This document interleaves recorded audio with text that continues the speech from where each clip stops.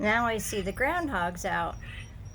So I'm gonna go put some food out for the groundhog. I have some cut up apples, a couple seeds, and stuff for the squirrel box. I'm not gonna put anything in the bird feeder because these aren't birds that I feed every day. I only put food out like once every 2 or 3 days. But I do want to check on the bird bath to make sure there's water. So hopefully that groundhog, who I've been told are very territorial, and he's looking pretty fat, looks at me as a friend and not a foe. But we shall see. I'm going to pause it. So the first spot I'm going to put some food in is the spot where the little chipmunk goes. I'm not going to refill this right now because there's just way too many birds. So first up, I'm going to do the chipmunk spot, which is here. Under, you can see the little yogurt cup. I filled it up with water. I'm going to pause this while I put the food down. So as you can see with the apples, I leave the bigger scraps out for the squirrels and the big birds to peck at, and then I cut up, this is actually the peels of the apples of what my dad doesn't eat, and he purposely saves the outsides for the birds. So I cut up these little tiny pieces for the chipmunks so they're able to eat them or put them in their cheek pouches. Oh, I also put like 2-3 centimeters of water in there to keep them from drying out and also to give them moisture when it's this hot out. So I put the seeds on the ground, but I put the fruit on the lid of that, and I put a little bit of water in there so they could drink. Chipmunks actually prefer to drink, even when they have a cup, they prefer in the morning when there's dew to drink their water off wood or things like that, like bark and trees or plants.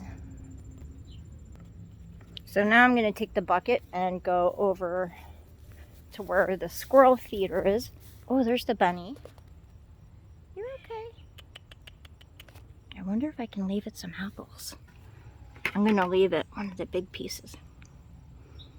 I don't know if it's going to take it or not, but let's try.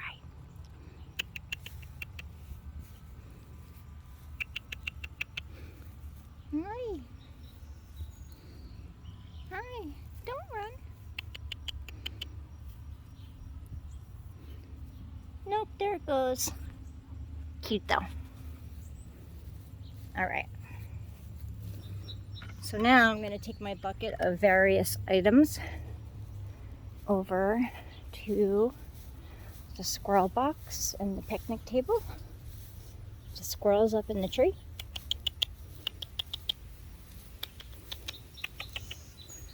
I am not going to refill the bird feeder because there's too many birds that don't belong here. Instead, I have a suet that, unfortunately this broke, so I got to repair it. In the meantime, I broke it up into small pieces. I will leave a little bit of that on this plate. And that's it. That'll give them some nutrition. Just the small bits that broke off. And just a tiny bit. Alright, and now the rest, the apples, and this will go in the back area. Oh yeah, that definitely needs water.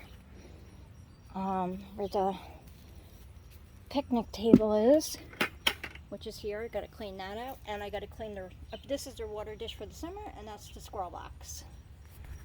So hold that thought, I'll be right back. Gotta feed them, and then I'll show you how I do that.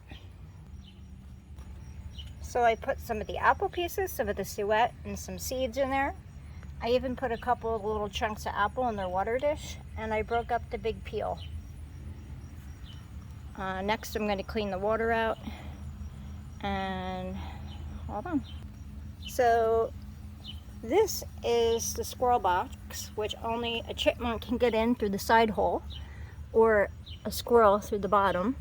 or the top could get into. So this is bird proofed for the squirrels. And my big bird feeder has plastic inside and the outside has a cage, but it's on a spring. So if anything lands on it, you see these leaves? If anything lands on it that's heavier than a small songbird, it goes down. And on every side, those leaves block the food holes. So this is squirrel and larger bird proofed, and that is for the squirrels, and it is bird proofed. So everybody has their feeding space. I leave this underneath for the birds that are too big for the perch or the ones that get there too late. Generally, when there's ducks, I add water into this plate, or I put a bowl, because it's easier for the ducks to eat when they can rinse the dirt through their bill. Next, I have to clean this and add fresh water. So I'm just going to do this. Dump that icky water, and I will be right back with the hose. So this, I just use this guy, which has multiple settings. So when I'm cleaning it, I put it on power washer and then shower when I'm adding to it. Sorry, I'm out of breath. Walked with the hose and it's really hot out, so let me finish this and I'll show you when it's done. So the big thing to remember is when you're using a hose, especially in the summer, it always comes with hot water first because it's left in the hose. So that's fine for cleaning it out, but you want to test the water with your fingers to make sure the water's cold when you're leaving the water in after you're done cleaning it. And you don't want to fill, your instinct would say fill it up to the top because it's hot, it's gonna get drank, but the smaller birds are so little that they could not drown, but it would be too deep for them. So if you do have one that's deeper, put some islands in or rocks that the smaller birds can stand on, or only fill it to a certain amount so birds of all size get to enjoy the water and the bird bath in the summer, especially when you're having really big droughts. And change and clean the water daily because it will get stagnant and funky. And even though the water in the squirrel bowl with the rock is clean, I'm going to refresh it, which is this one. And about every couple days or so, I take the rock out and just feel it with my hands and clean it because I can get kind of slimy.